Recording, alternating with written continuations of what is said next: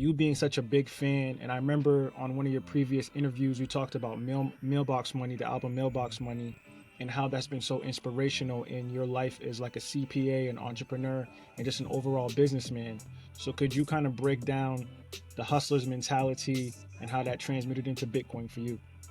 Yeah, for sure. So, '08, I moved from I moved from California to Houston for school.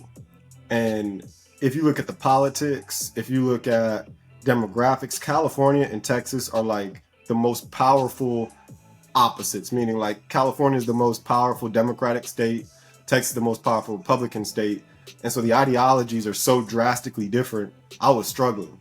Like I was struggling in a major way because I'm like, man, everything that's good in California is bad here and vice versa.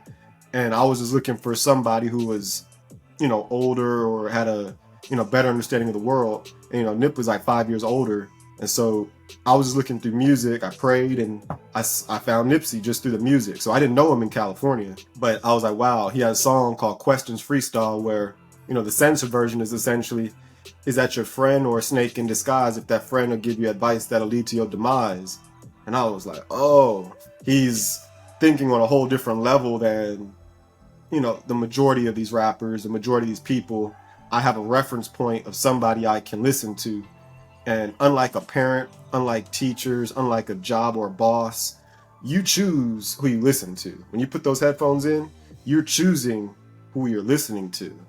And so if you're listening to people who aren't feeding you, nourishment, if you're listening to a bunch of trash or things that are encouraging you to do the wrong things, then you are whatever you consume, whether you eat it, listen to it, you are what you consume. Faith comes by hearing. Well, that's part of consuming. So if I'm listening to somebody who's giving me nourishment, that was major. And so from '08 all the way until, continuously, the music has always been there. But originally it was just the music. Then I started looking at the business models, right? In 2013, he dropped Mailbox Money. 2014, I met him for the first time. Sorry, 2013, he dropped Crenshaw. I met him in 2014. That's when he dropped Mailbox Money. And on there, he was talking about the business models and how we need to start studying them because big companies are going to crumble. Things are about to change drastically. And so if you look at the music industry, they were hit by decentralized technology first. Kazaa, LimeWire. And even though it's not blockchain basic, but the concept of I don't have to go to a music store to buy music, that's why you saw record sales just completely collapse because we could send it peer to peer. Why would I buy a song, or an album for $10 when I could get it for free from LimeWire? And that's why a lot of record labels were struggling. That's why artists were struggling. And so he figured out a way to say, hey, let's move out of the system. I'll just go directly to the people. But at the same time, I'm going to utilize the technology, meaning he had a phrase called never by force, always by choice. So he gave the music for free on the internet. He allowed you to pay for it if you wanted to through iTunes, but if you wanted to just download on DatPiff, you could.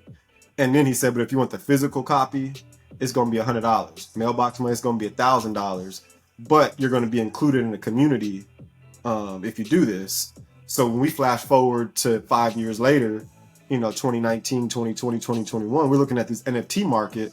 I'm like, he had a physical NFT back in 2013 where it was like, if you buy the physical copy, it's a limited amount. You're going to be brought into a community. And, that was done way before this NFT started taking off. And so me being an accountant, all I did was just re-engineer everything because music and art is normally the first industry to get hit by technology. Accounting is normally the last.